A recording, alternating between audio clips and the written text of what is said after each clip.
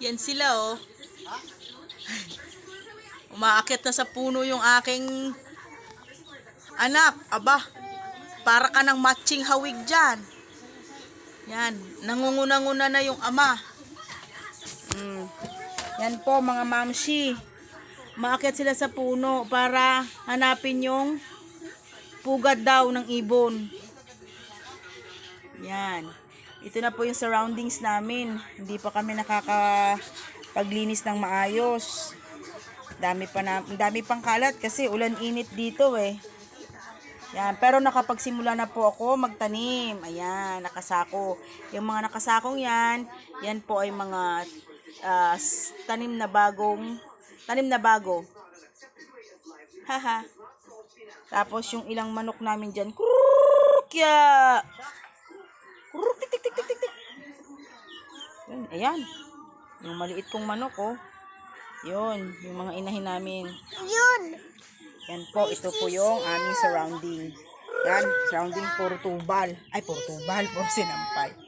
Yan po mga mi. Wala pa po akong back to normal kami uli. Wala pa po akong mga halaman. Babago po uli eh. Yan po, yun ang aking chuchoy oh. Yung dalawa kong bulinggit. Hello daw. Ubad siya kasi ulan init. Nalinsangan siya. Ano? Yan po yung mga baka naming alaga. Mga mi, doon po yan. May horse din po yan, 3. Si Vice, si Ganda, at si Lily. Yan po. Yan po yung likod ng bahay namin. Ang likod po niyan, ang sa dulo po niyan ay dagat na. So, mga mi, balik po tayo dito. Yan, sa mga unggoy. Ay, sa mga unggoy. Yan, oh, hinahanap nila. Diyan ko lang nakita yun ay, may bunton. Diyan ko lang nakita may bunton. Oo. Wala na. Ay, awan. Yan.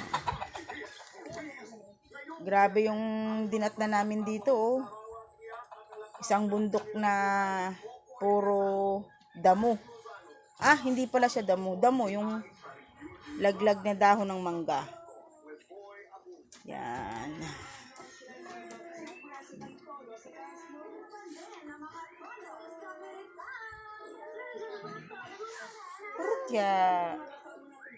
Hello, Brownie.